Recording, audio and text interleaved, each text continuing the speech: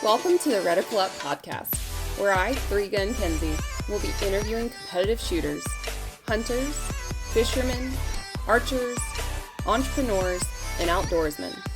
Come learn with me as I interview people from all walks of life, in different disciplines, all across the world, from novices to professionals of all ages. No matter what, everyone has something they can teach you, so come join me on the journey. All right, you listeners, this is a fun one. So I've got Alex Mansfield on today. We've kind of tag teamed and interviewed each other on our podcast, which is really exciting. He's the host of Manny Things podcast, just got his cool sign in the background. And his main gig is shooting USPSA competitions. Manny, what's up? I'm doing wonderful, Kenzie. How about yourself? Doing good. Good to see you again. It is good to see you again, even though it's only been a couple days in real time. Right. Don't know when it'll be in internet time. That's true. It's so weird having, well, not weird, but it's just different because there's not a lot of people at podcasts that you're talking to a podcaster. Yeah. Well, we live in a weird alternate reality. It's like you could be recording like 3 shows in a week, and then it's like, well, you'll see these in like 6 weeks. 6 weeks, yeah, months away. Oh man. So tell me a little bit about like what got you interested in firearms? Well, I guess it started at a very young age. My family, we're big hunters up here in Michigan. I should say we live in the Lower Peninsula, and deer season is pretty big when it comes to not so much archery, but shotgun season. So family grew up around hunting. We'd spend every opening morning going to a local diner right before we go out to the blinds or the tree stands. Have breakfast. So, and then Thanksgiving morning was always at a family member's. We'd have homemade breakfast. And so that's really got what started, like, it was hunting and whatnot. Although I've never taken a game. I'm usually the guy who falls asleep sitting next to my uncle but what, I mean, like when you're 8 or 9, you're like, okay, this is fun. I'm tired though. It's too damn early. And then eventually, I'm going to bring up Betsy, my friend Betsy. I took her hunting, 30-some years old. She falls asleep. And then that's when the buck walks out. I'm like, dude, you're the fall asleep guy. Yeah. I mean, if I went out now, like I plan on this season, I don't know about just because of work schedule conflicts but maybe next year we'll get out go out for deer season again and actually go get one. It'll be an interesting challenge. I haven't done it in a while, so yeah, I'll hopefully stay awake. But so, do you use buckshot, slug shot? When you say shotguns, is that for the deer? Yeah, we typically would hunt with slugs just for where we were at. We had this big family farm. Unfortunately, now they sold the property since family members had passed away and whatnot. But it was very much a very nice property where like you could have 7 groups of hunters out on this whole property and not have any issues. Wow. Yeah, it's a dream. We always got stuck in the swamp, but it was always a good time with my uncle and I. He'd always pick on me, so. I love it. I have those stories too. So was it love at first sight? You know, when you had the firearm, you got to shoot a little bit, or did it take time to kind of like warm up to them, or later on in life? I took hunter's safety probably when I was about 9 or 10 years old. So I understood firearms. I kind of was hesitant because my first experience with firearms was a shotgun, a 20 gauge shotgun. So I didn't start with a 22. We went back to the 22 rifles after that, but that was a lot of kick for, a person my size back then. So it was like I was afraid of shotguns, not because of them being tools, but the fact of the recoil and not really knowing how to shoulder a shotgun. You get beat up a little bit and you're like, I don't want to do that anymore. Oh, and then you didn't shoot birdshot. Like, no. Fun. Like, it's horrible. We didn't do a lot of. Sometimes the older members of my family, they'd have the flyer and they'd fling it out there and they'd shoot the clays, but that was we didn't do that very often. Yeah. That's cool though. So do you remember, so you went back 22s and all that. Do you remember like firearms before owning your own, like what you shot as far as pistols, rifles? Did you come back to shotgun eventually or what? That 20 gauge I had for a very long time in my possession. It was a Remington 870 Wingmaster in 20 gauge. I eventually then gifted that to my younger sister because she actually, if I was correct, she borrowed that shotgun and took a coyote with it. Cool. So I gifted her that, but that if she ever decides to get rid of that, that's mine again, because although I've never claimed anything with it, it was the first firearm I ever received. I've received a couple since then, but yeah, I started with that Remington 870, and then I want to say I couldn't even remember what it was because I didn't have it very long until it was it's interesting in my family, depending on who you are, you get certain firearms passed around you. I had this 22 tube fed semi-auto, Cool. but then eventually my uncle who gifted it to me had grandchildren, and he had 3 of these rifles, and he had 3 grandsons. So each one of them got that. So I had no problem giving that back up. But that was a beautiful little 22. It was wood. It was like, I think it was like a Ducks Unlimited edition, but Well, neat. That's awesome.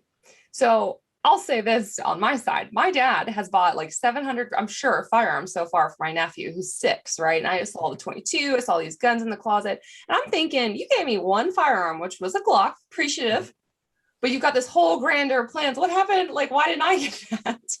yeah, it was definitely one of those things. My uncle, I will say, he was very generous, and he did have a lot of firearms when he unfortunately passed back in October of, it's been almost been a year now. A lot of those firearms that were in his collection, some were sold off, but some were mostly given back to family members, which was kind of cool. Yeah. I did inherit a Volver, Dan Wesson 1615 that had it has the hunting scope on it and everything, and 357. Thing's a boat anchor when you talk on compared to my other pistols that I own. This thing's a boat anchor, and That's so cool though. Now you gotta go hunt with the handgun. Yeah, I'm gonna load for it and everything, so it'll be challenging. So it's really neat. So what are you gonna pass down then? Well, I have no children, so but if or are you planning? Or no? I mean, if ever comes up, it will come up, but I'll assimilate some firearms and pass those down. Awesome. I'm gonna have to put mine in a trust because I ain't have no kids, and then somebody's gonna have to be executor. Yeah. That's all I think about. I worry about. So when you bought your first gun, what did you actually buy? What was the first one? I didn't get back into firearms until I was 22. For everyone caring, I'm actually 27 now, so I've been back into the firearms industry space since then. So I first originally bought the gun everybody tells you to go buy, the Glock 19. Mm-hmm. And eventually I realized that gun was not for me. My hands are a little too long to deal with the grip and get a full nice purchase without slipping off the grip while shooting. So that gun, I kept it for a while, and took some training classes with it, but eventually I got rid of that firearm. So yeah, good. It kind of sucks when everybody starts out. It definitely does suck, actually, because I've had the same thing where we buy something and we don't know any better. And we're trying now, it's reversed, to teach people not to go buy something without trying it, renting it and shooting it, borrowing it. Because I sold my first gun I ever bought too, real quick. Yeah, I would say I learned definitely. I got indoctrinated with the power of YouTube and in YouTube gun channels and whatnot. It was like, oh, first gun, Glock 19. Now people would say a little bit differently. It'd be like, get yourself a P365. I'd think now would be like the biggest thing everyone's pushing lately. But yeah, interesting. So turn 22. Did you immediately go get your concealed carry permit then? Is that when? A couple of months later, it was in the plan. Right around when I turned 22 is when I really kind of got back into firearms. So it took a little bit of saving up and whatnot. I had my 19 before I got my carry permit. So I kind of already knew which gun I wanted to carry before I got my permit. Luckily enough, I got my permit in like March of I want to say 2017, if I looked at the dates correctly. So I got that. The process wasn't difficult, I would say. It definitely was not as strict as some, but it was it was okay. It was So okay. Michigan. I gotta know because somebody listening might be in there. There's so many different states. I've got my permit in Florida, Tennessee. I'm trying to learn other ones around me. So what are the requirements to get a Michigan handgun permit? Do you have to shoot in front of an instructor, take a class? Like, what is that? Well, in Michigan, you have to take an 8-hour in-class course, and then you have to shoot, I want to say they say 2 hours of range time during that time, like you signed up for your course or before you apply for your license. There Wait. is a Wait. qual. Self-governed 2 hours? Typically it's at the indoor range. You're either it's on the day of the class, or like how I did it. Well, I'll explain it, is the fact that I went to this indoor gun range and then I took my CPL course there. And so throughout that whole process, I was there, I was kind of being monitored, but it was, range time. But then when you took your qual or your test, you did have someone there watching you take that. It's not a very hard qual. I would say that it's a 8-inch, it's like a piece of printer paper, and it's maybe got a 3 to 4 inch circle. Okay. And this thing's got to be out at like 5 to 7 yards, I want to say. This range didn't have yards, it was a feet range, indoor range. So they set it out for you and you shoot it. You just gotta hit that circle essentially. So you targets on paper, you have to have rounds on paper, 10 rounds, but you at least had to hit the circle just once, at least. I mean, there's people shooting 22s and 380s and 38 specials, and you just want to show basic proficiency with a firearm essentially. Yeah. Okay. So you don't have to answer this because it might be more ish political, but I don't love the fact that people can come and shoot 22 for their concealed carry permit when they've never shot a gun. Maybe it's their first time. They're not comfortable with it. That's not a concealed carry permit class gun to me. I'd agree with you. I would say that you should be using a center fire cartridge for that. I understand they want people to pass so they can. I mean, the class isn't cheap. Our class was $150. Could be. Plus, the cost of getting your license, plus getting fingerprinted. So I want to say that they want to pass people, but they don't want to discourage people, because I think more people. This might be an unfavored opinion. More people should get their permit, and not just open carry because in our state you can open carry without a license. Yep. Same. But you have restrictions on, as a licensee and a non-licensee, you have restrictions on where you can carry and not carry. So yeah, the government and the state gets your money, but it's nice to have that little bit of paper. And honestly, having this license makes it a lot easier when you get pulled over by law enforcement for speeding. Not gonna lie, because then they're like, you in Michigan you have to declare it. Same. Currently have to declare it, and they're like, oh, what do you carry? And then you start talking about guns, and then they're like, well, have a great day. Yep, it's the Willy Wonka golden ticket. Mm-hmm. Depending on how fast you're speeding. Usually I've been getting pulled over, like the last time I had a taillight out. Ooh. So no big deal. They didn't bother me really though. It's funny, Tennessee, the same number that you have for your license, your driver's license, is the same number for a firearm permit. So you're supposed to declare it, and if you don't, it's gonna come up. Right, yeah, it's linked. Yeah. I know in some states you don't have to declare, but even if I'm in one of those states, like I don't think Indiana, when I travel there, you don't have to declare. I still do if I got pulled over. It's only happened once, but yeah. And 99% of the time I'm driving and there's a ton of firearms and ammo in the back of my truck, so might as well hand that over. Right, exactly. And then that's what I usually would do, is that the permit goes on top of the license and be like, there you go. Yep, I do the same thing. And in Florida I did that too. Just here you go, Yeah. So for Michigan, what's different about their permit? Like, how long do you have till you have to renew it, and all of that jazz? In Michigan, you have 5 years. Your permit is good for 5 years, except your first one.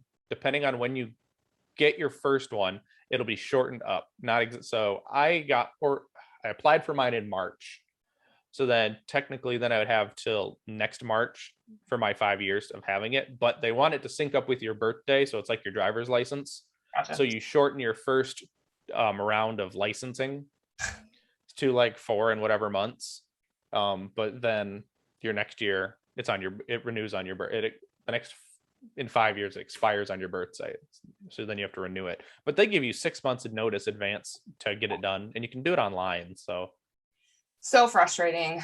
Maybe you can agree. So I have people that procrastinate. They take the class. A year goes by and they're like, oh, the permit's out of date, or the certificate's out of date. And I'm like, well, yeah, it's a year now, right?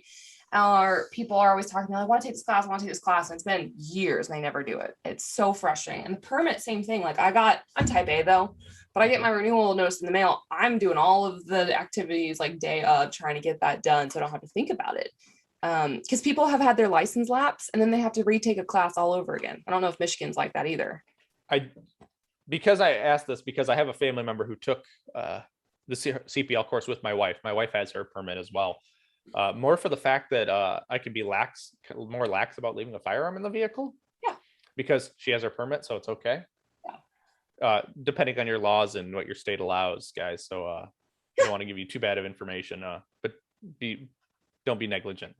I had a family member who took that class, and I talked to a CPL instructor, a friend of mine. He's like, you have 5 years from the time you take your course to apply for your license, which is crazy. I'm like, what?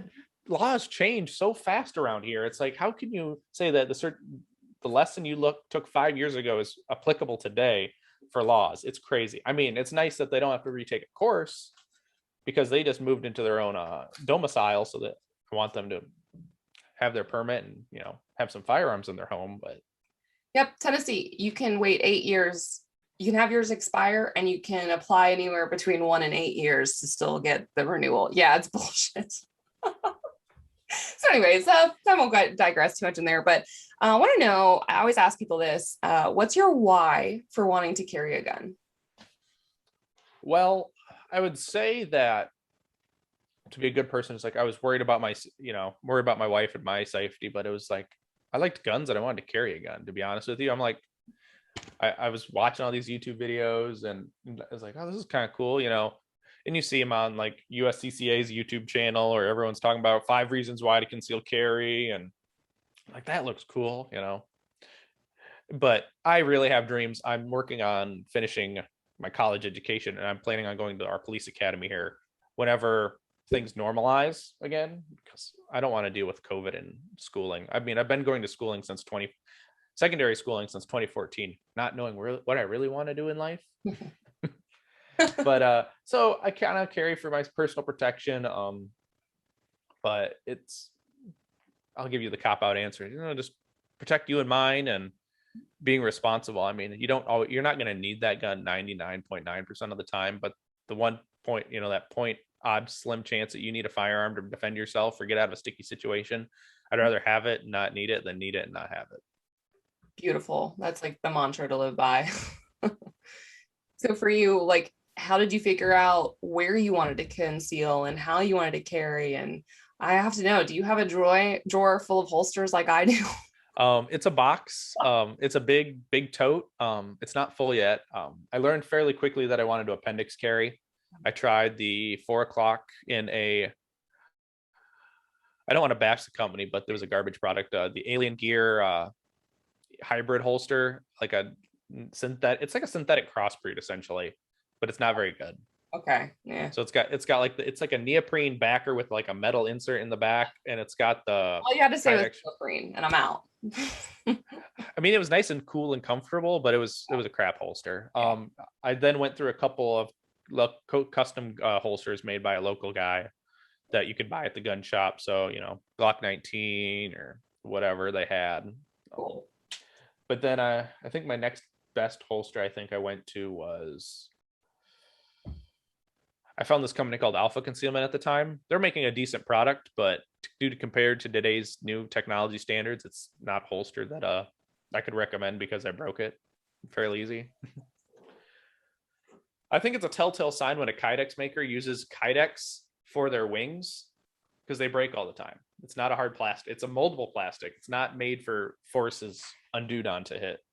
Oh, metal clips. And that's when you can say clips, because those are clips. Yes, that's the only time I think in the firearms world you can say clips. Yeah, approved.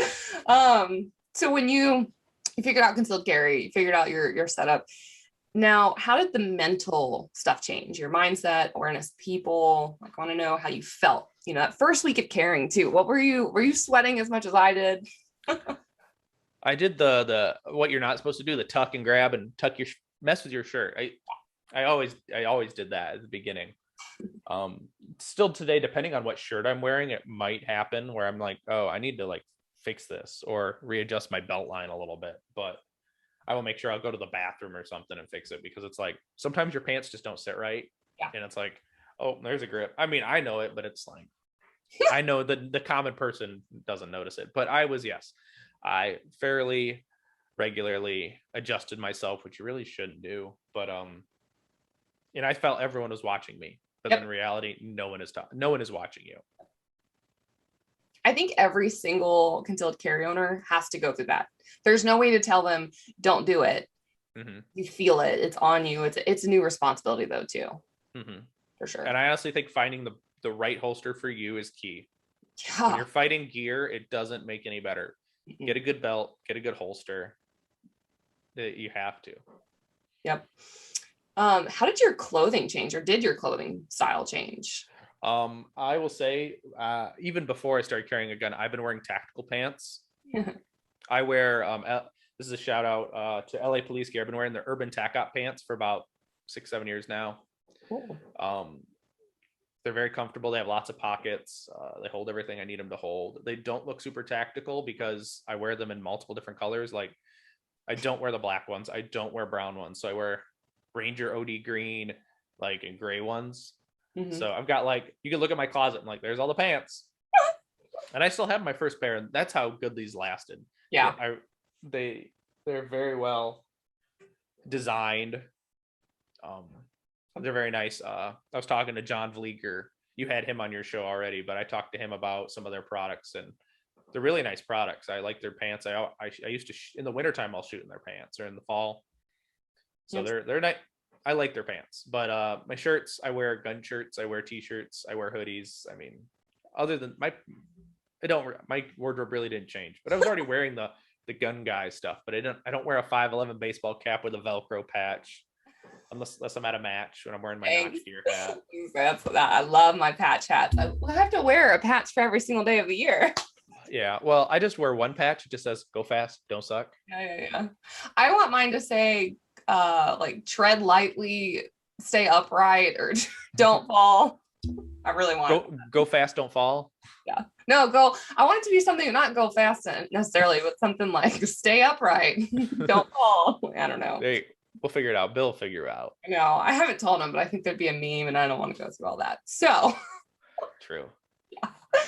Yeah. What is? Oh, you already kind of said some of it, but best piece of advice, or a couple pieces of advice for new concealed carry permit holders. What should they do in their first, week, month, year of carrying? I'll even say this: if anyone offers to let you shoot their gun, shoot their gun. Find the right gun for you. Don't listen to the salesman necessarily. The salesman is full of shit. They're trying to sell you a firearm, which you should buy a firearm, but don't take it off their recommendation only. Do your own reviews. Honestly, go to YouTube, type in whatever gun, watch 5 to 10 different videos on that gun, 5 different opinions. Talk to people you actually know who own the gun. I would say rent guns. Most firearms ranges have rental counters, so you can try a gun. Holsters, on the other, the problem is body type and position is dependent. So a holster that works great for Kenzie or myself might not work for you. So I can't say there's a one-all answer for them, but yeah, that's kind of it's unfortunately holsters are buyer beware kind of things. Mm-hmm. You're going to have a box. Yeah. Just unless you don't want a box, just throw them away. So I like your advice. Sometime the cart before the horse. So if you're a newer shooter, you're planning on taking a concealed carry permit class, I'm all for having guns. Like, you should have guns. But knowing what you want to conceal, you probably will have more information after the class to understand, belly bands or appendix, or, like you said, different hold positions. That could be a big game changer. So buy after. And then I've had people come with their new shiny guns, realize they can't disengage the safety. There's 2 safeties externally. They don't know how to manage all of that. It's like, well, yeah. And I hate that. You're going to be able to sell the gun probably, but like you said, that happens a lot. Drives me nuts. I mean, but if I was a weaker person that didn't have hand strength, I'll straight up tell you, I would buy a Smith & Wesson EZ9 or 380. That gun is fantastic. That's the ones that women were having problems with. They couldn't get a hard enough grip on the back strap to get it to go down, and they didn't understand the safety. So for you and I, fine, right? We got depressed. Safety, that's like a second nature, especially for us 2011 shooters. But for new shooters, they don't understand that those 2 safeties have to be disengaged, or that trigger is also not going to go. Right. So I love the gun, but you need to train with it. Right. Luckily, the wife has a 380 version that I absolutely love. Besides that, it's in 380 because we bought it right before the 9 came out. I was pissed. Like, Smith & Wesson, why you do me wrong? That happened to me when I got the stupid Glock 42, and then the 43 came out, and I gave 42 to my mother, and I was like, "Here you go." Right. Very, But but I will say, like, if like that's not a bad one to have. Like the 9mm version is not a bad one to have in any arsenal. Like even for you, I mean, that's probably a great gun for a loaner gun for classes and whatnot. yeah, I have a lot of those though. Too many Yeah. loaner guns. I had to have for class. No. Um, so let's talk to these people. Okay.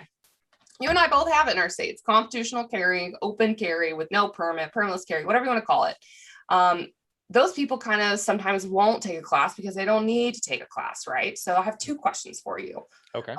What would you love to say to them? A couple tips for them. And how does constitutional carry not help them outside of their home state or their residency state? Well, to tackle the latter question, I mean, you do not have reciprocity. You can't take a firearm with you to, I mean, you can transport it locked in your trunk or separated from you in the vehicle, but you can't carry, you're not supposed to carry. I don't think anyone would bother you necessarily. Like if you're going to a state that allows constitutional open carry, like say, for example, I live in Michigan. So if I go to Indiana and I see someone open carrying, it's not going to be very odd to me.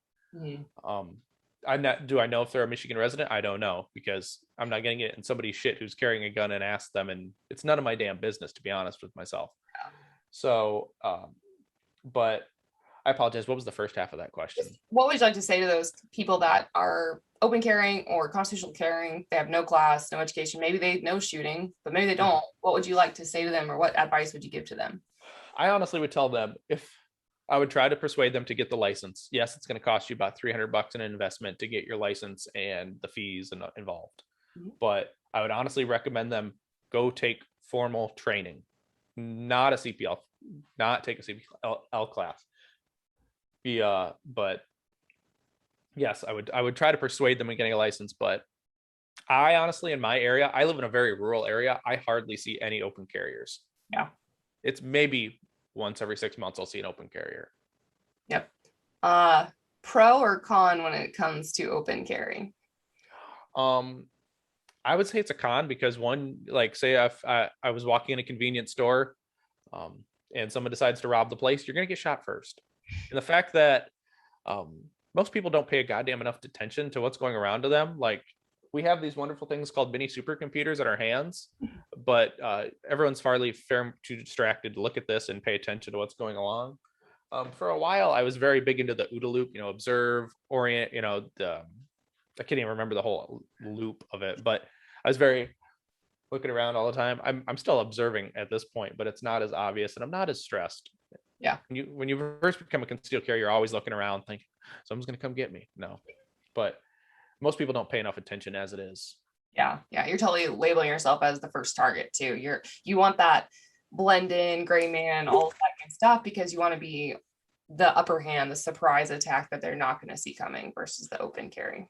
Right. And honestly, my goal is to get out of the situation. I don't want to fight. Bye. Yeah. Bye, Felicia. Okay. So yeah, the firearms education stuff, I don't know. There's so many people that don't know about our community, I guess, or don't know about the pro shooters or whatever. But what are some like household names or names that you would recommend for new gun owners to take those proficiency classes, not legal stuff? That's a great question. I was supposed to look up some of these names that I don't. There's some really good concealed carry courses, and concealed carry minded firearms shooting classes. I think his name is John Murphy. He's out of Virginia. He has a very good class. I've seen reviews on it and have friends who've taken his classes. He's a very smart person, and he goes through like some of the legalities of having to use your firearm, but it's more of a, I'm in this oh shit situation. What do I need to do to get out of this? Shoot accurately and fast enough for what the task requires. If you're shooting a red dot, you need to go see either Mr. Aaron Cowan or Scott Jidlinski of Modern Samurai Project to have better red dots. One of the biggest instructors who's helped me when I first started, his name is Steve Fisher of Sentinel Concepts. He's a traveling instructor. He might be in your area near you. He teaches a lot of different shotgun, rifle, pistol courses. He is very much a accuracy kind of guy, but he can lay down the speed when he has to. But he is very much about being proficient with manipulating a firearm. He's almost like as proficient like, you know how competition shooters, they are very proficient in what they do at the very fast they can do it. Yeah. But Steve is very much about being proficient, not necessarily being able to lay down splits as crazy as you can, but being very proficient. In economy of motion is very big for him. Yeah. There's Riley Bowman too that I really enjoy. Yes, Mr. Riley Bowman of concealed, I think it's concealedcarry.com. Yeah. He's a competition shooter, and he puts out good information all the time about everything. So, yep. I don't know if you know Jeffrey Abrams in Atlanta area, but he's phenomenal too. He's very big in defensive pistol tactics. Like he shoots from the ground and he teaches, but he also goes and takes a ton of defensive classes, which is cool. And then I'm lucky I have Tim Carroll. He was on the podcast. He teaches Carry for Life series and he knows his stuff. So working around a vehicle, drawing in a vehicle, that's stuff that people, everyday Joes, aren't going to be able to do or have access to do. Right. Yeah. And especially when you go to these, it's either you need to have a private membership to a range, or you need to have buddies with land, or you're taking courses with people who have insurance. Yeah. No, a guy. Oh man. So yeah, how can we as a community, so us shooters, whatever, do better educating people about firearms, or being less abrasive about firearms and more trying to, have people understand why they should get educated or why should they learn how to shoot a firearm, even if they don't like them? Well, we need to stop thinking that we're better than them because we do know about firearms. Mm-hmm. Honestly, the person who doesn't know anything about firearms can be molded, as long as they don't have a negative connotation with them. Like if they're like gun neutral, I would want to say, like they can, they're not this way or that way. You can persuade them fairly easily with good facts and information and being open. Ask answer the questions. They might be dumb questions, but the more we talk to people about it, I think is the better. And excuse me, don't be too big for yourself. I mean, we all have egos in this industry. I'd like to say that we know more than the next guy, but we all can learn from somebody. I learn every day from people I don't think I'm going to learn from. So yep. Being able to learn from new people and share information is kind of a big thing. If we can look at other people and figure that out, it'll make everybody a little bit better, and more people will be more willing to say, can I go shoot with you? And then you'd be absolutely, let's go. Mm-hmm. I can't provide ammo right now, but we can go shoot. Please don't mansplain. But yeah, no, totally. Yes, agreed. Like I don't like I'm a dude and I don't like mansplaining. Mm-hmm. Mm-hmm.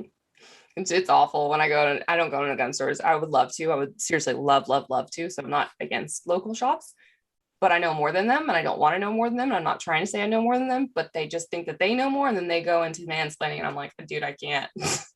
I can't get a word in edgewise. You know what I mean? Right. I go into gun stores just to hang out with the clerks because they're my friends. I mean, like, I go in to look and I'll be there 2 hours just bullshitting with the clerk. Yeah. Into the pro shops and yeah, for sure. Yeah. So for people that are afraid of firearms, how can we just explain to them like they're just another tool that serves a purpose, right? Like that's what I refer to as a lot of firearms as is tools. Honestly, for that, I would honestly say that like they're just a tool. Like look at any law enforcement officer who has to use his firearm in the line of duty. He wants to go home tonight. That's he's protecting himself and his community by unfortunately having to deal with a threat. So I mean, honestly, if we look at good justified shootings with good video, I kind of like to think of that as a good way to show people who are afraid that it's not the tool's fault. It's the conditions that it unfortunately had to be used in, but it is a tool. It's a life-saving tool. Or hunting, for example, like that hunting rifle that's sitting in a closet isn't going to hurt anybody. It's about to be providing for my family. It's going to take that deer. It's going to take that bear that then hopefully is going to be then processed and then consumed and feed a lot of people for a lot of meals. Or just leave a firearm on the table. It's like, is it hurting anyone? It doesn't have legs. It can't go anywhere. No, it's hard. So yeah, you just have to learn how to use it, and then it's not dangerous. It's dangerous if you don't know how to use it.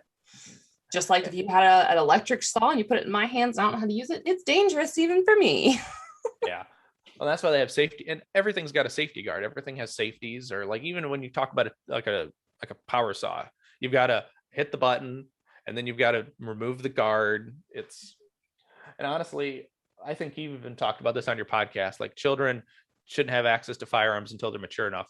Same with adults. There's some form of maturity when it comes to learning about firearms and the safety rules. Like the 4 cardinal rules are there for a reason, to keep you safe, keep everyone else safe, and so nothing bad happens. Yep. I want to ask you this too. How many videos have you seen of body cams or dash cams? Two questions with that of, firearms do malfunction, and not knowing how to clear them, could cost a police officer their life. And then how many videos have you seen where like the attacker is not going down when they're shot 1, 2, 3 times, When it comes to the second one, like I said previously, I'm working on going in through our police academy. So I've taken some criminal justice classes. We've sat through some body cams and whatnot. And some guys, when they get shot, that adrenaline goes through the roof for the officer and the assailant. So that guy's going pretty hard. Unless you're able to, 2 shots isn't going to finish him off, especially if you've got a shoulder shot and a leg shot. I mean, you've got to be able to there's a thing in, about center of mass, like right here in the pump. Someone likes to call it the pumps and the pipes, right up here in the thoracic area. I can't remember who says I've picked that up from, but you got to put good shots on targets. Gut shots, I mean, people can live through those. I mean, we saw that in the Civil War. People lived through those, unfortunately. But yes, and guns do malfunction. I can say for my match videos, like this last match I had, Lord, did I rack that gun so many times. And it wasn't the gun's fault. It wasn't the mag's fault. It was ammunition's fault. Oh, yeah. Yeah. Do you test fire to your hollow points in your firearms before you carry with them? I do. I try when ammo is better. I carry 147 grain federal HSTs. Nice. So when you were able to buy the law enforcement box, it was a box of 50. And those were really helpful because you could be like, all right, I need a mag and a spare mag. So that's 30 some odd rounds. Oh, and then I would then shoot the rest of that box. Okay. Yeah. And I'd go through it, make sure it cycles the gun, zeroing process, because I carry with a red dot. So I've got to make sure my gun's zeroed for that ammo. Yeah. You're not as concerned as full metal jackets in zeroing a gun. You're really concerned with whether or not those hollow points are going to hit center mass. Right. Yes. They're very expensive though to shoot at paper though. So same thing with long range. I zero with long range ammo because that's what I really care about. But yeah, those rounds are a lot more expensive than my burner ammo. Yes, agreed. For those on video, I was gonna say I've got these copper hollow points from Supervel ammo. It's actually a different kind of hollow point that I've been used to, which is really cool. These run solidly through all my firearms. I've used 9mm wise, but man, finding what works for you too. Like there's so much out there, just like anything else. But finding the right hollow points, beautiful.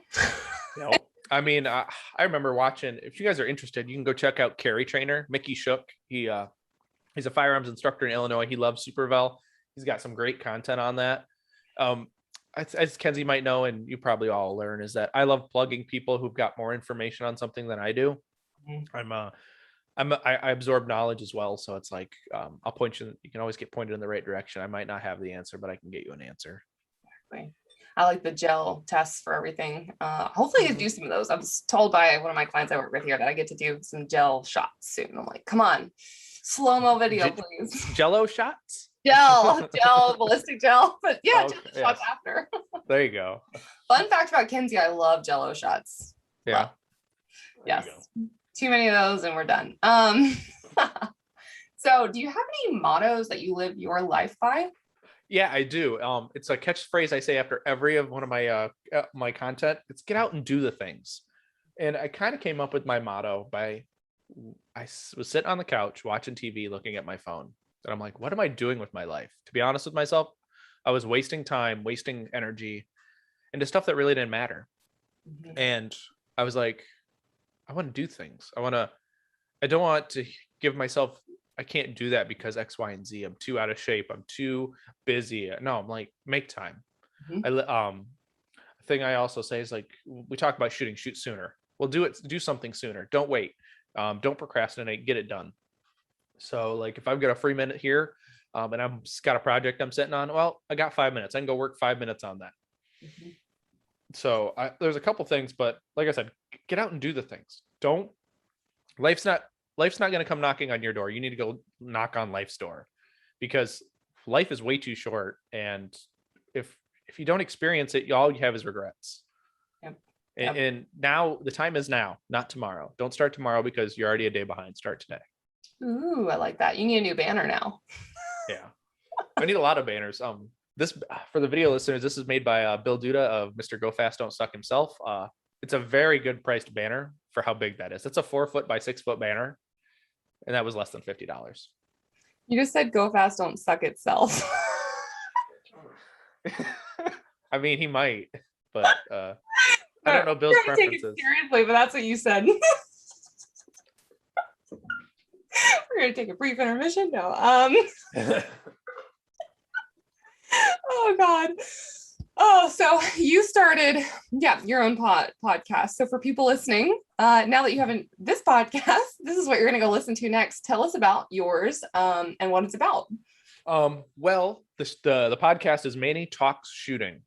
It's distinctly a shooting podcast because I wanted to learn, and how you learn. I learn. I'm a very audible listener. I learned that in school. Like I don't read very well. I can read to a comprehensive level. I don't enjoy reading. I do not like reading books. I'm a listener. I love podcasts. I love audiobooks. I love YouTube videos, but I don't watch YouTube videos. I'll listen to them. One, because my phone's charging and it's sitting somewhere else, and I'll just listen. And if your YouTube content is not, it's a lot of music and a lot of, videography, great for you, but it's not my style. I'll listen to someone talk for God knows how long. But so I liked communicating people, and I saw all these great competition self-defense trainers and shooters, and I'm like, well, I want to talk to them, but I'm just a regular dude. But I had this idea of talking to people, and I'm like, well, the only answer, what's the one answer they can tell you that you don't like, Kenzie? No. Exactly. So get out of and I was a very closed off person, and I didn't want to ask. Like when I grew up, I never wanted to ask for anything, but then I realized in life, I hate asking. Go ahead. But yeah, I hate asking, but it's like, well, they can just tell me. My best friend Brian, who's been one of the biggest helps for me in shooting and in life, really. He lives in Texas, which is unfortunate, but we met through the power of social media, which was cool. He was my first ever episode, Mr. Brian Levy, and he got me out of my shell a little bit, and then he's like, well, I asked him, do you think I could talk to them? So then the next big name is, I had Jay Beal. You probably know Jay Beal. He's like freaking amazing carry optic shooter. And he's like, yeah. And then you just find out all these people are regular dudes. Even if they're a pro shooter, they're a regular person. They have a day job, a family. They have turmoil in their lives. So it's like, just talk to them. And honestly, I sit there, I talk to them.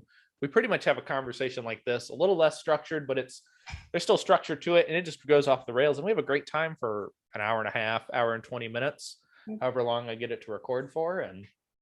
But it was just my way to give myself an excuse to ask people to talk to them that I normally wouldn't get the chance to. They're not local to me. And they have all different levels of shooters. I had one of my best buddies, Joey, on. When I interviewed him, he was a D-class shooter. Now he's a B-class level shooter. Oh, nice.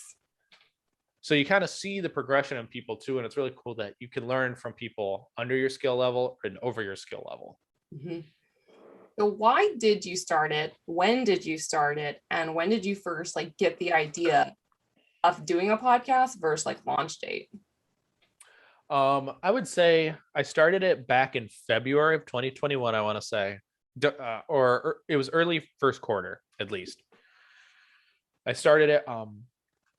I was on a live stream for about a couple months. We were doing a live stream on another buddy's YouTube channel. And then eventually that fizzled, just because it was kind of demanding, and it was structured every week during COVID, but it was like, okay. So I would say it was early, maybe 2-3 months of thinking about it before I finally pulled the trigger. But then I asked one of my best friends on. He was like, hey, will you be my test subject and see if this works and see if people like this? And he was like, of course. So we did it. It took off pretty well. And then it kind of grew from there. So, I mean, I didn't sit on it too long. I had to wait just a little bit to get a setup. I already had my mic. I had my computer, so there was no like gear holding me back from starting. There's some people who record on their phones. Like, I mean, you can start a podcast with anything, but definitely having the right gear helps and motivate it, because I know I don't like to struggle through gear issues at all. Yeah, it's funny you mentioned gear. It doesn't matter if it's a shooting sport or podcasting. Gear as an excuse can be a pain. Getting starter gear gets you started, and then you can work up from there. So I think that's a lesson that applies to both. I'm running on a 10-year-old computer, guys. So this thing is like ancient. Mine's gonna crash too soon. I'm 7 years into this. I'm trying to wait for Apple to come out with their new one. Damn it. So I'm waiting for that date. Well, they just released a new phone, so hopefully it's around the corner. I know, and they keep saying, I Google every single day if there's a date. Take my money now. Pre-order. Charge my card. Oh, it will be. I'll be the first customer. So what's been like your favorite part about podcasting, or maybe one of your favorite episodes that you've recorded? Ooh, my favorite episode. Well, there's a hard part a lot. I love all of my episodes for a different reason or another. And I always taught myself that was freaking awesome. When we're done, after we stop the recording button, I tell the guest that was freaking awesome. Because they're all different in a certain way. Some of them are very more conversational. Some are very to the point topics. I think if I was going to have to pick a favorite episode that had a lot of knowledge for shooters, was my episode 10 with Mr. Tim Herron of Tim Herron Shooting. He and I've taken 2 courses with Tim, and he's just been a good friend to me, and I can talk to him. I call him up when I need something or ask him something. But I would say my favorite episode is they're all my favorite, but if I was going to pick one that was probably best for the listeners to go listen to, it was probably my Tim Herron interview, although Tim's internet sucks. Yeah. Did you try out his belt? Like, I bought the Dominant Defense belt, a month ago after he recommended that, and it's been an amazing carry belt. Yeah, I have had that. I've had that since the beginning of the year. Nice. Yep. I have that on. That belt is phenomenal. I think I got a little small for me because I was in a flux of weight loss. So I'm so proud of you. Keep going. I flux weight all the time, and it's like I've been on this. People, if they watch my social media, I'm on the 75-day hard challenge, and I flux weight like crazy. But I'm drinking like a gallon of water a day. So, but my weight does not stay the same from day to day. I gain weight, lose weight. So, but this belt's amazing because one, it's rigid. I would not say it's as rigid as a double alpha belt. Yeah, no. But the ratchet system locks it in. The inner belt is the key. I have, for anyone caring, I have no affiliation with Jason at Dominate Defense, besides that I know some of his shooters like Tim and a couple, Kenny Platt and Doug Dalsky. But this belt is awesome because the inner belt, you could use it as a carry belt, which I have. Yeah. Which is freaking awesome because it has the little clasp and the little loop in the hook. It's really cool. And then, but the outer and the inner Velcro together and have that ratchet in the back. You're not chopping up a double alpha belt and putting a ratchet on it. You're not using an ELS belt with a ratchet. I've done that. I've chopped all mine. I like mine. But yeah, their belts are awesome. I was gonna say the carry belt, I'm on my very tightest I can go and it's still loose, which means I've lost enough weight to have to buy another one. just honestly, from what I've talked to, email Jason, he'll hook you up. You'll get a nice, you'll get a nice secondary customer, essentially, like thanks for coming back kind of discount, especially when those belts are not cheap. Yeah. And I know I'm not made of money, and I know most people aren't made of money. But it sucks is when you buy gear and then you lose weight. Yeah, because I used Tim's code and it was a good discount, but it's still an investment. I just lost so much weight that I'm like, crap. What's been the biggest challenge though for like the podcast consistency? Or honestly, it's not burning out. Yeah.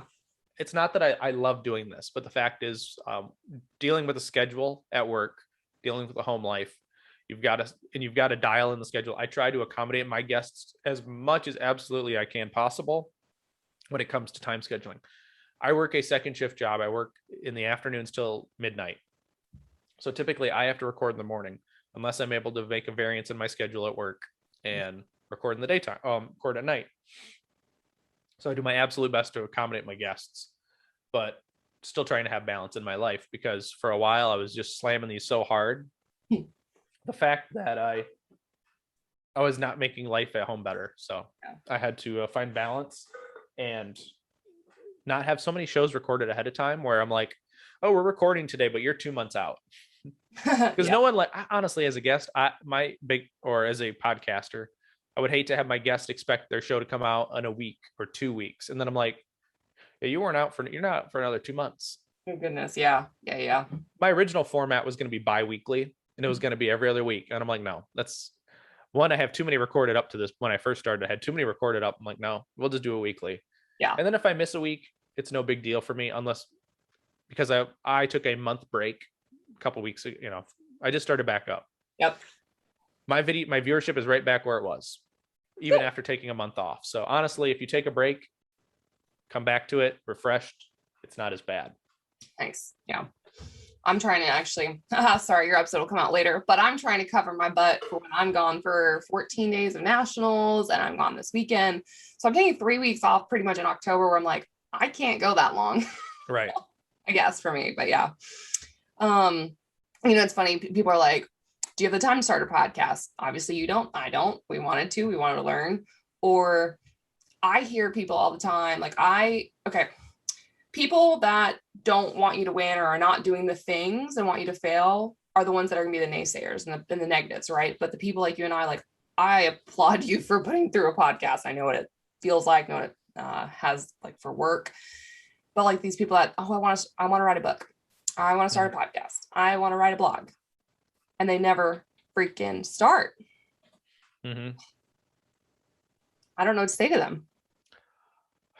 them. Honestly, the Nike catchphrase, just do it. Mm-hmm. Just do it. I mean, but there's no time like the present. I mean, these are all silly, overused quotes, but honestly, it's like, unfortunately, if they don't have the gumption or the ambition to do it, or to keep putting it off, they're going to keep putting it off and putting it off. So they're not going to get to do what they want to do. Yeah. So I'd love to convince them to go out and reach their goals, but if that's on them to decide to do it, that's on them. I can't drag your feet and tell you need to start your book today. Yeah. Because then it's not going to be genuine. It's not going to be as good as it possibly could be if it just started flowing off the page. Yep. I you can't do for others what they won't do for themselves. That's a big one too. Absolutely.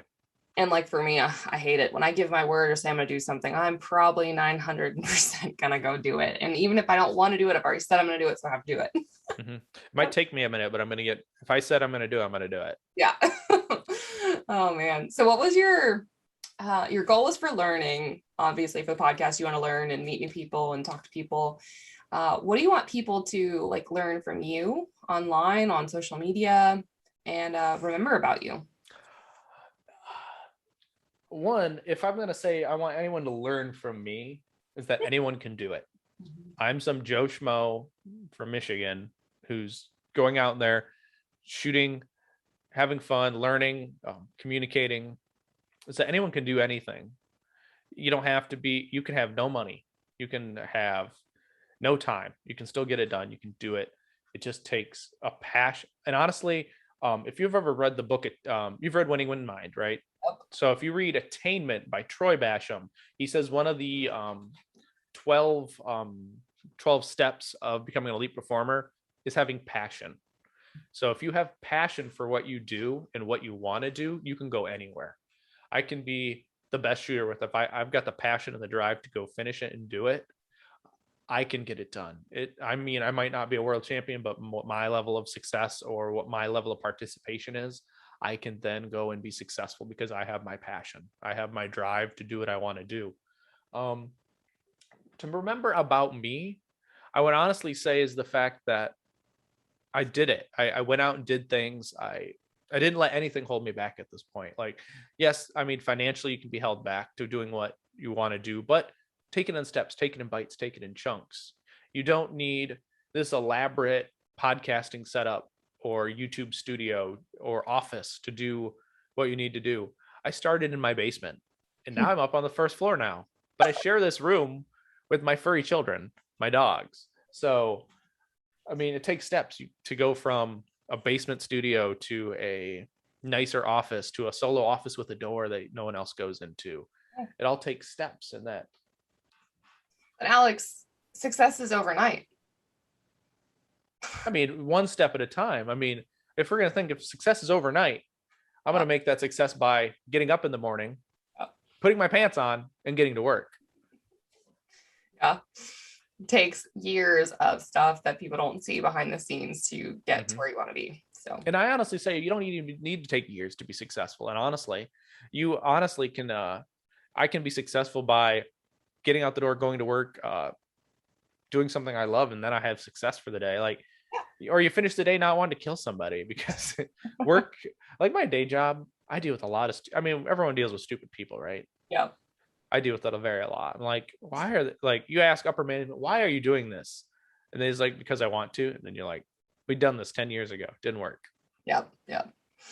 Love it. That's good advice. Good stuff. I want to talk about like this massive influx of new gun owners. Yes, last year was record-breaking sales. This year, still high. What are your thoughts on all these new gun owners? Welcome. I want to welcome them. The fact is, thank you, because now we can finally have more of a push to defend our rights. Long as we are not mansplaining everything to people.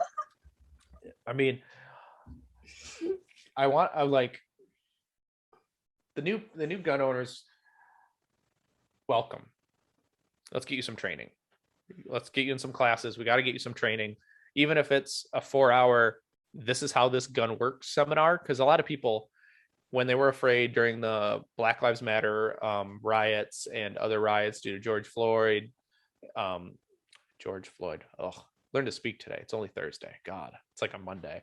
Anyway, through all these riots and civil unrest, everyone bought these guns out of panic, but they necessarily don't know how to use them or how they function, or they just knew they wanted a gun. Yeah. How can we, so it goes back to what you said earlier, and I like this because I knew nothing when I started. You knew nothing when we started. We all have this place where we started, right? And so quickly we can make people feel dumb or small because they don't know, right? So how can our community be a little less judgmental and a little bit kinder to new gun owners, whether it's on social media, in memes, or like to their face? Well, memes, people don't take memes seriously. They're for fun and amusement. Like honestly, like when Bill makes a meme, if it's about you, be honored that he made a meme about you because he remembers your name. He knows who you are. Yes, he knows who you are. But yes, we definitely could be nicer to new people. Just because they don't know what you know doesn't mean they're a lesser being. They're learning. They're willing to take the step to figure it out, though. But if we are so standoffish and talk punitive to them, they're not going to want to learn anything. They're going to put that gun back under their bed or try to sell it back to the gun store because those people were not very nice to me. Yep. Goodness, gun stores. I could give a whole lesson on that.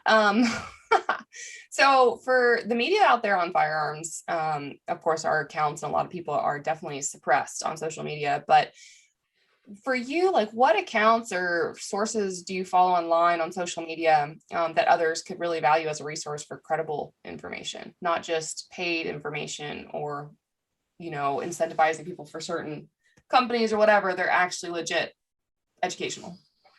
I will say my social media is very tailored to what I'm enjoying at the moment. My social media revolves a lot about competition shooting. There's still some tactical trainers that I follow because I can get behind what they're saying and or their friends. So my social media, what I'm seeing might not be what's good for every gun owner in the world. Sure. But I will say some very good accounts. Like if you want some good knowledge about guns and being proficient, Joe Farewell is always a good one. Joe puts out a lot of good content. But like I said, Mickey Shook earlier from Carry Trainer, he has some good mindset things too. Lately, he's been posting about some stuff too, and some of the videos are a little graphic due to nature, but they have the captions are what's really good. I don't have Facebook, so I have no idea what happens on Facebook, guys. So if there's some really good people there, but most of the trainers that I would take a class from, like Scott Jedlinski, Steve Fisher, Aaron Cowan, Riley Bowman, Tim Herron, Travis Tomasi. Any good instructor who's been vetted is probably a good account to follow, just because they're going to take the time to talk to you, unless you're being an asshole and try to troll them, because then they're not going to be very kindly to you. But you deserve it if you're trying to troll somebody. Yep. I mean, trolls have no place in the internet. Yep. Okay, let's talk about the inside scoop on what people don't know behind the scenes on the Instagram. So what drives me nuts is when I see a video get thousands and hundreds of views, it's awesome, and they're trying to take away education, and there's like 5 gun rules broken, there's 180 broken, there's all this craziness, and there's like 7,000 targets within 5 feet of them. Mm-hmm. This content, it gets views and stuff, but it's not training, it's not real life, it's not, I don't know, it drives me nuts, right? Like what we see and what we know. Mm-hmm. I don't know. And that's where it kind of comes back to vetting. I mean, we can like something because it's entertainment. Yeah. But the fact is, like, for example, I'll post a video. I'm very positive about like my shooting videos and be like, I did this well, and here's my 1 or 2 takeaways I come away from learning with this, which I hope that people will learn about it and learn from it. I mean, 1, I would agree. You never post a video that shows any unsafe actions. Wow. Any unsafe action should not be posted, because then it puts a bad light on us as a Second Amendment and as a sport or as a community. And people need to put context into their videos as well, instead of just like these blazing drills. It's like, yeah, that's great. You just smoked that 3-yard target. But what are you trying to work on? Are you working on just gross speed or accuracy or threat identification? Like if you're working on like a identification of targets kind of a scenario. Yeah. And some people just do it. I hate videos that are just for the gram. Yeah. Yep. Riley does a good job of that. He has like those cool competitions that he sets up with hitting certain circles at a certain time, and he shows everything, the draw, the time on the timer itself. Like you legit have what he just did. And again, Joe Farewell does that. My friends Jack does it. So you're literally watching people that are doing these challenges, which is really cool. But yeah, if you've got someone running a stage, look that matchup, find their name, and then go look at their alphas, their charlies, their deltas, their mics, their no shoots, and their time. Right. Like the video, I posted one yesterday. I posted the time, all my hits. I even explained why I had 2 mics. This match I just shot had so many hardcover targets. It was ridiculous. Yep. So that's huge. Hey, Practice Score is your friend. You can look that crap up. Oh yeah. You can stalk people. Honestly, if you know their name, and you know where they shoot, you find the club, you can find their USPSA number or IDPA number, look them up, and figure out their classification, the matches they've shot. All that. It doesn't show you DQs though. I mean, that'd be kind of interesting if it showed you how many times they DQ'd. Yeah. There's people like that. It's not funny, but yep. So what all have you shot actually competition wise? I have only shot USPSA matches. Ammo has been tight this year. I started my first year of shooting was October. My first match was October 1st of 2020. It was my first USPSA match. So yes, I'm just a year in and I've tried USPSA. I'm hoping to try Steel Challenge, and I don't know. I need to get a 22. I want to get like a 22 rifle or something. Yeah. So probably get like a 1022 and shoot optics rifle, whatever they call it. Rimfire rifle optics. Yeah. Yes, rimfire rifle optics, because I want to go really fast with a 22 and not feel bad about missing. It's a lot of fun. So what disciplines or divisions have you shot in USPSA? I've only shot carry optics. That is kind of the whole reason that brought me into the sport, was carrying a red dot. And I've listened to a podcast. They don't put it out anymore. It's called the Modern Samurai Project podcast by Scott Jedlinski. And it was called the nickname The Get Better podcast. He had Tim Herron on there. Okay. And I was listening to it, and it's like, I was getting the idea of, to get better, you need to test yourself. Now, if you can't test yourself like in a class or have a training partner, the next best thing is competition shooting. And he always recommended USPSA. So I'm like, all right. So I went out, I bought a Glock 17 MOS Gen 5. I bought a Trijicon RMR, slapped it on the gun, bought my gamer rig, belt, mag pouches, holster, and went out and shot a match. Well, I was going to shoot a match in like May, but then COVID hit. Shut everything down. Then I took a Tim Herron class because I was hoping to have matches under my belt, take the Tim Herron class. But I took a Tim Herron class before I even shot a match. Oh boy. Yes. And that was the best part about the class. I'm like, I'm new. I've never shot a match before, but I'm safe. We're going to have fun. That's how I introduced myself to the class. And that's awesome. So I shot in October of 2020 was my first USPSA match, shooting carry optics. I will say Mike Foley did a lot of good and bad things for our sport, but he brought me into the game by making carry optics. That's really cool. Yeah. And so did you change division or classifications, or have you shot enough? Yes, I'll tell you, I've only shot 8 USPSA matches. I just looked this up the other day, 7 locals, 1 major. I started as a mid 50% C-class shooter after getting initially classified after shooting a match. Then I shot a class fire match.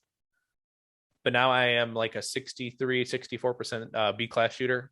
I just shot almost a 73%er the other day, but I already had that classifier on my record. So it chops that good score out for that last one and takes the higher score. So my bottom score didn't drop off like it was supposed to. It took a good score, killed that. So as soon as that next one drops, I'll go up even more. That's awesome. And anything, like, I love dry fire. If I'm going to tell anybody, you need to go dry fire. You don't need to dry fire as much as I do or as much as I did for a while. I was doing 2 20-minute sessions a day. If you're just touching your gun and practicing mindfully once a day, 3 to 4 times a week, you can get very, very proficient. Yeah, absolutely. And that helps you before you go to match too. Yes. Beep, draw, shoot, reload, practice a couple of those things before going. Yes, absolutely. And no one's going to make fun of you for having a crappy reload or a crappy draw when you're new. They want to help you. Yeah. I mean, like, I love it when new people come to the range. I'm a little hesitant due to just not knowing how safe they are, but I love being with them and helping them learn and be like, take these targets over here because X, Y, and Z. Mm-hmm. Yep. So did you go to the match by yourself? First match? Yes and no. I drove 3 hours for my first USPSA match. Okay. I had buddies down there who shot at that was their local club, and they shoot down there. It was in Indiana. It was at Wildcat Valley Rifle and Pistol Club in Lafayette, Indiana. So I drove 3 hours from my home to shoot their local. It was a 6-stage local. Funny to find out, my first match, Jake Martins was there. Jake Martins lives in Indianapolis, and I didn't know it at the time. And I'm like, what? Who's this Jake Martins guy? Jake and I are pretty cool now. We'll email back and forth every once in a while, but he was on my pod. Was lucky enough to have him on my show. That's awesome. Yeah, Jake's good. What was I gonna say? Okay, so did you have expectations for that first match for yourself? And have fun. Oh, go ahead. Oh, and I was gonna say, and did you accomplish them? Yes. So my head was have fun, be safe, don't DQ, hit the targets. I had 4 things. I had fun, I was safe, I didn't DQ, and I hit the targets. I had no placement ideas. I was, when you go there, I had buddies there. So I was looking to challenge them a little bit. And then I realized that it was my first match. I was not on pace to keep up with them. So I learned a little bit. So yeah. Now, if we shot that match again today, I think I could be beating them. That's awesome. Now, you had those expectations. Did the match go, though, how you thought it was going to go for the most part? Like format and whatnot, or if like, okay, I'm going to go out I'm going to get these hits and these times. I'm going to have good hit factors or whatever. You think like you have these grander plans, I guess, sometimes. And then you humble yourself a little bit. Yeah, I guess I didn't have super I knew about hit factor scoring, and I knew about scoring for USPSA and how a match was shot because I researched it. I went online, looked up what is a USPSA match, and watched a bunch of YouTube on it. And so I kind of knew what a little bit to expect. Mm-hmm. I knew to hit the brown ones, not the white ones. If you hit the black one, hit the black part, you got to go hit the brown part again. And And so I didn't expect like to do super well, but I expected to do well enough. Mhm. My goal was mid-pack, you know. I was hoping to be in the upper part of, well, the bottom part of the upper half. Yeah. Was my only goal, not to finish it. But I wasn't expecting like, oh, I'm gonna get a 5 hit factor here. Those friends of mine worry so much about what was your hit factor? What was your hit factor? I'm like, it's not applicable to this stage, because I knew enough that this is a long field course with like 5 mandatory positions. Yeah. Your hit factor is going to be lower than a 6 or a 7. But then they were like, oh, I want to have at least 5 hit factors on stages or 6 hit factors. I'm like, that's not always going to work out there, bro. I at least knew that enough. Are you sticking with carry optics then, or are you gonna switch over? Are you curious about other divisions? I'm open curious. I'm too poor for open. That's why I shoot carry optics. My plan is to, if I make master in when I make master in carry optics, I'll be looking at getting an open gun or 3. It'll take me long enough so I can save up for 3. But I mean, when you're shooting a 2011, you need a backup gun or a spare. So, or if you're Kenzie, if your name's Kenzie, you need backups to the backups. yeah. Well, everyone needs a backup gun. I have a backup gun for my carry optics gun. I have, but they're not identical, backup. but you need, yeah, you got to have a backup, especially if you're going to a major match. Yeah. Have you worked as an RO yet? I am a certified RO, and I worked my first major. I worked my major. Oh shit. Okay. Mm-hmm. So why do you think shooters should do that? Like give back and work as an RO? What'd you learn? Well, I learned that you don't know everything as just a competitor. Mm-hmm. I took the RO seminar to learn more about the rules, to be a better competitor, to know what I can and can't do, ask for an overlay. RO interference, I'm taking my reshoot because he ran into me. Like, or prop malfunctions. Like people like you hate to hear the word stop on a stage. You're like, what the hell happened? You hit the popper. It didn't go down. Yeah.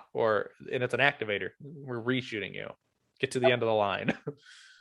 Like, and people don't understand that you have the rights as a shooter.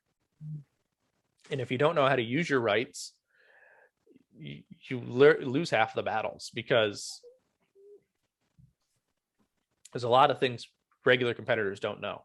I've read the rule book twice now. It's still very fuzzy, but I'm learning it, and working a match and giving back is a big thing for me. My mother, example, always volunteered. Everything I was involved with, she volunteered as like a treasurer or as on the board. Now today she donates her time to the MLA, the Michigan Longbow Association, because I shoot longbows. She's their treasurer because she enjoys being one. I think she likes power, but she also likes to volunteer and being, and help out. So that I kind of got that from her. So I want to volunteer. My first major match I shot was the Ryan Rocks Charity Blast in Michigan, where I met Mr. Brian Conley. Yep. But that match I didn't know was the story behind Ryan Rocks. This little boy, I want to say he was 8 or 9, diagnosed with cancer, terminal. He loved the outdoors and shooting and whatnot, and they made this match in honor of him to raise money for the Ryan Rocks Outdoor Adventures Foundation. So this match is one of the bigger fundraisers for them, so that they can take people, cancer patients, children, and their families on a retreat in the outdoors, because Ryan loved the outdoors. So as I'm working this major match, I'm finding out more and more about Ryan, finding out more about the charity. And it was just a really good experience. Or ROs that came all the way from Missouri to come staff this match. Mm-hmm. And I mean, I know you've been a major RO at multiple different major matches, national levels competitions, but the camaraderie you get from being an RO and hanging out with your staff and your squad mates that you're working that stage with, it's a nice feeling. I think it's almost better than squad mates, like you're shooting a squad. Yeah. If you're working 3 days with them, you're like, all right, we're going to do this, this, and this. We got everybody's back. Mm-hmm. I will say the stage I worked was a very difficult stage to work from a safety aspect, because it was a shoot house. It was a dark house. Yeah. Unfortunately, we had like 5 reshoots due to we forgot to turn off the lights in the dark house, but for safety reasons, we turned them on for unload and show clear. Oh yeah. Just because we want to make sure that firearm is is unloaded. Yeah. So, I mean, it was a fun stage. It was a fun experience. I'm planning on ROing a couple different majors this year. Well, in 2022 season for the most part. So that'll be good. I'm hoping to RO nationals in 2022 since ammo's primers are coming back slowly, so I can build up some ammo. Yep. But I've got a plan for it now. So it's my goal is to RO and shoot nationals wherever it's at. So for the rule book, did you read the rule book? Like, when was the first time? Was it before the first match or was it after the first match? Depend. I read parts of the rule book before my first match, like divisional rules, like can I have this on my gun or not on this gun? And other than start positions and whatnot and what's unloaded, or it was very brief on what I read in the rule book before shooting a match. But I didn't read the rule book until I took the RO seminar, really, though, to like actually sit down and read it page for page. Well, they make you do that, but yeah. Well, I mean, like even before, like I knew the rule book a little bit better. Yeah. Yes. Good. Yeah. So all you people, be type A, read it before you ever shoot a match. Right. Well, at least know what you can get away with, to be honest with you. Like, well, get away with. Well, and honestly, I mean, when people say gamers are going to game, yeah.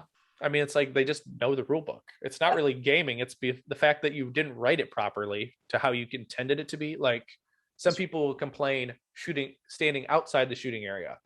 Doesn't say completely outside the shooting area. So you can have a foot in and a foot out and still be outside.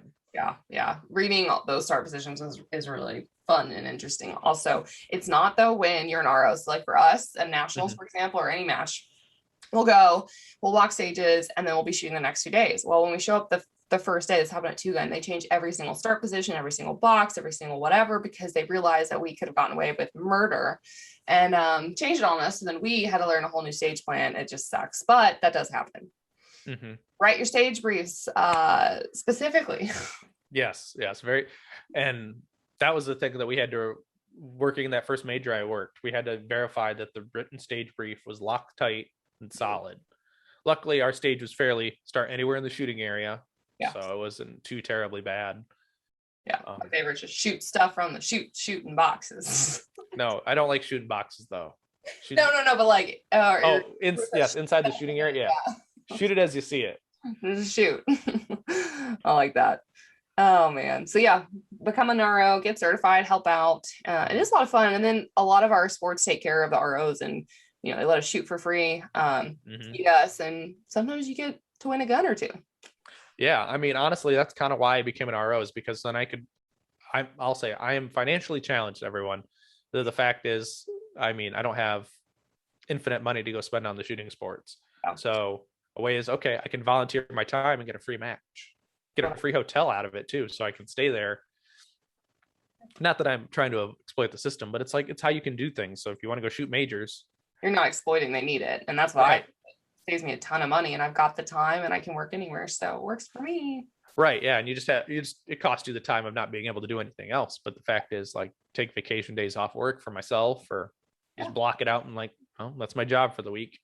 Yep. That's and my plan is to become a CRO in March. We're hopefully have a CRO seminar here. We have to I told my buddy who wants to host it at his range, it's like, just wait till I'm eligible. Then please have it. Yeah. Well, I could just email the nice thing is our RMI, the range master instructor for our state, lives in Michigan. So he doesn't live that far from the ranges that we want to host him at. So it's pretty simple just to have him out and be like, hey, we're going to do a class. You just have to pay him. You don't have to pay for him to travel or anything. So yeah, it's nice. Saves a lot of money. Yeah. So in your opinion, like, what does the future of shooting sports look like? It can look really good or it can look really bad, depending on how this ammo crisis continues to go. You either will see less participation. You'll either have the high level competitors at more locals, and the high level competitors will still be there because they found a way to do it and they can afford it. Your average Joe Blow might not necessarily join the sport because they can't afford to shoot 200 rounds of factory ammo at the match. Yeah. Even though they're dropping round count, I would bring nothing less than 200 rounds to a match, or at least 250, because you could get burned. At least on a USPSA course on 3-gun, I have no idea, because you need all the ammos, all of it. I had to reshoot several 3-gun stages, and I have been pissed on having to do that. Where's my money back, right? Give me my, where's all that? Like, we looked at shotgun shells last night. Me and my buddy, it's 36 cents a round for shotgun ammo. Is that birdshot? Birdshot. Oh, You can't even find slugs. So the last match director, normally like that match has like 40 slugs. Like, I'm not exaggerating. It's a slug heavy match. Zero this year because nobody could find them, which was nice, but still it's like eye-opening, I guess. Yeah, it very much is. Like, and honestly, around here for a while, we don't have big box stores really. I mean, we have like a Gander Outdoor or like a Sportsman's Warehouse like 40 minutes away. I went there and that's all they had was shotgun. They had birdshot. That's all they had. Send that my way. My buddy stopped in Bass Pro on the way back from West Virginia, literally zero shotgun ammo. So I'm like, damn. That's crazy because that's all we have up here. Oh, I wish. I even looked online for him. I'm like, well, it doesn't say out of stock. Does that mean it's in stock? It doesn't want to tell you. Doesn't tell you anything. Yeah, I'm like, great. Oh man. So yeah. How can someone like get started or find more about like a sort of shooting discipline specifically, or meet the community or talk to match directors to get in the game? How can someone get started? Find someone on social media like myself or Kenzie or anyone who shoots USPSA, 3-gun, IDPA. Slide into those DMs and start a conversation. To be honest, it's the fact that I know I will sit there and talk to you about shooting a match. I will give you my phone number. You can call me and I'll talk you through it and how to set it up. But honestly, go to USPSA. If you want to shoot USPSA specifically, go to uspsa.org. There's a find a club section. You can go to practicescore.com, look your area up, like type USPSA, 3-gun, steel challenge. Honestly, I'd recommend someone to get starting in the shooting discipline, starting steel challenge. You're shooting in a box at 5 targets. You can shoot 22s, and it's kind of the gateway drug to competitive shooting, as everyone's called it. Even though I didn't start there, I would say start there. You'll have fun. You'll want to go shoot a gun. Then you'll want to run and gun. Yeah. But reach out to good people, follow people on Facebook, join some Facebook, Instagram groups, and even just go out to, like, you see there's a 3-gun match or a USPSA match or a IDPA or steel challenge, go to that match and watch. Someone's going to be like, hey, what you doing here? And they'll talk to you and make you feel comfortable instead of being that outsider. Specifically at this match I just shot a couple days ago, there was 2 people watching who were they were customers of one of my friends who works at a gun store. She invited them out to watch, but they were all a little standoffish, and we were like, come here, come closer. I mean, like, we don't bite, we're healthy. I mean, you won't get sick. You might, well, you'll just get the shooting bug. Yeah. So. I'm blaming you for your financial troubles. Right. Just because now you're gun poor and your house rich, it doesn't it's not my problem. Like that. Yeah, there's a lot of ways to get into it. So and Alex, YouTube. Go in. Oh yeah. I apologize. Go to YouTube, search it, like, you'll find it. Like, it's not hard. You just need to know what you're looking for a little bit. Yeah, it'll be harder to find because it's suppressed and blocked, but you'll find it. Yes, agreed. You'll find it. Yeah, so for you, I know you said masterclass on carry optics and stuff, but as far as like how to get to masterclass, what does the future look like for you to get there? What are you gonna do? Well, I dry fire, so I'm gonna keep dry firing. I'm gonna take classes. It's about having the eye to know what you need to do better at. So it's something simple is take a video of yourself. Even though it's kind of a hassle at a match to get someone to follow you around or set up a camera, video yourself so you can actually, it's not about what you thought you did, it's about what you did, because you can see it. So analyzing my video, having really good mentors and coaches helps a lot, so they can help you out and find your deficiencies. Honestly, and shooting matches is one of the only ways to get better at shooting matches. So get out there, shoot as much as possible, as honestly as I'm going to try.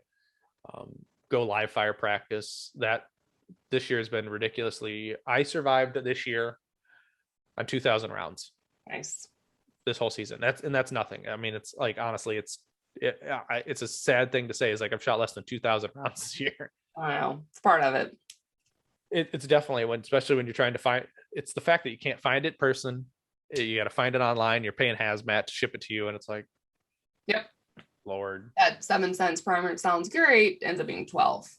Yes, exactly. That's awful. But I'm gonna video myself, practice when I can, shoot matches, talk to my mentors, like I mentioned, Brian Levy, Tim Herron.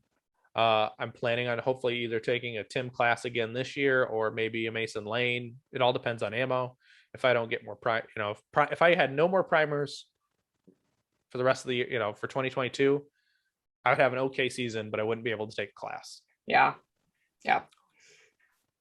And prioritizing training is a good thing. So if it happens, it happens. If not, I'll just do my own training. But my goal is to make, by the end of 2022, make a class and then work towards master. So I like it. Something you said about hand your phone to someone to video you, they'll do it. If you squad with me, you will have videos. Also, if you squad with me, you will have other things that you did not want to have on your phone. Ask Billy. Yes, ask Mr. Billy Barton. But the fact is, now they have blackmail on you. Like, remember these? It's so good. So seriously, social media content, my squad. Anybody else, you'll be not as invaded of privacy, but it's great. Right, exactly. And it's like, honestly, I got rid of doing the phone just because I couldn't find anyone who was good enough at taking video locally to me. That's true. So I'm like, I walk around with a 3-gun cart, like a 3-gun stroller with a boom prop that has a camera on it, like has a GoPro on it. I wish I had done that. So there's a video, I think it was Dawn. There's a video of me where I literally fell into a mud hole and all you see is Kenzie's head just goes floop on the ground. And you can hear it where I'm shooting from the ground, the targets, and you see me finally getting up. So my friend Dawn, right, is videoing here. But as soon as I fell, he was like, what the fuck? And doesn't phone. So when I start getting up, he was like, oh yeah. I'm like, really, dude? But my buddy Aaron, same thing. He always forgets the video. His friend Tanner. It's really actually kind of hysterical. And it's a bad video, whatever. And I finally gave him my phone one time. I was like, I need a video. He did it perfectly for me. So I just don't understand the world. It's great. Oh God. The angles, guys. So you want footwork, you want to see the person shooting and the shots made, and you got to get it all. Good luck. But don't just leave it. Like, my problem was people just keep staring at put the phone at the targets, or they'd have it vertically. And I'm like, no. This is not how you video. Sideways. I mean, unless you're doing TikToks, you can do TikTok this way, real video this way. Yeah. So, and I got so many hate, like I posted a match video and like the videography was garbage, and people are like, you need to like get better help. I'm like, it was my wife. Don't make fun of her. She's not a shooter yet, so it's like it's forgivable. So I just went to the boom prop, and it's a lot easier to get. You get the whole stage. You get a nicer angle, to be honest with you, for at least bay stages. Yeah. You can get the whole stage and the wide angle, and it's decent. Yeah. My favorite time to videos is just fun. So there was a spouse that they don't know that they can follow the shooter because again, they're following guns and firing, shots everywhere. They're kind of nervous, but Becky Yackley just grabs this woman's phone, and she was like kind of like confused at first. And then Becky went and followed the shooter and was like, oh, so they just don't know. I didn't shoot this major, but our Michigan sectional this year, I went and took action stills, and everyone was really excited to get action stills of them. So, and then I met people at the range, and then they're like, oh, they added me on Instagram, even though I didn't post any photos yet. So then I sent them their photos. Oh. But we had some ROs like, don't come in the shooting area, like to people videoing. I'm like, this video is crap then. Like, what can they, like this stage, it was maybe 10 yards deep for the shooting box, but it's like, how, like I can't see everything back here for these people. It's like, that's super annoying. Super annoying. As a camera person, they need to be a little more vigilant and paying attention to other than just videoing. Like, is the shooter coming back here? Because if they are, I got to back the fuck up. It's like any RO. Stay the fuck back, but also be within distance to do what you have to do. Yep. And you should learn to know your shooters again, like knowing, oh, Kenzie's going to do this, or this is the stage plan. She's probably not going to forget her stage plan. So you kind of have that discussion ahead of time. Right. Or if they've missed a target and they're like, oh shit, I missed a target here. No, we're always like, is he gonna come back? No, he's not coming back. That's what happens with 3-gun. Right.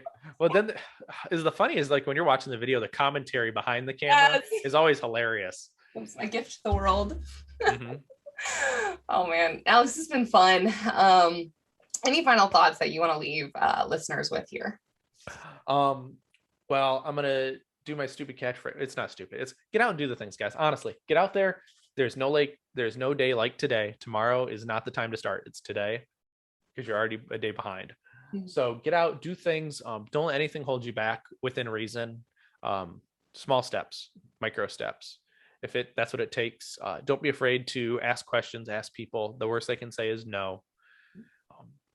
Life's full of everything you want in it. You just have to claim it for yourself. So you're the only one who's controlling the reins here. So you can make it happen or not. So if you have a goal or an ambition to start something, to do a hobby, just jump head first.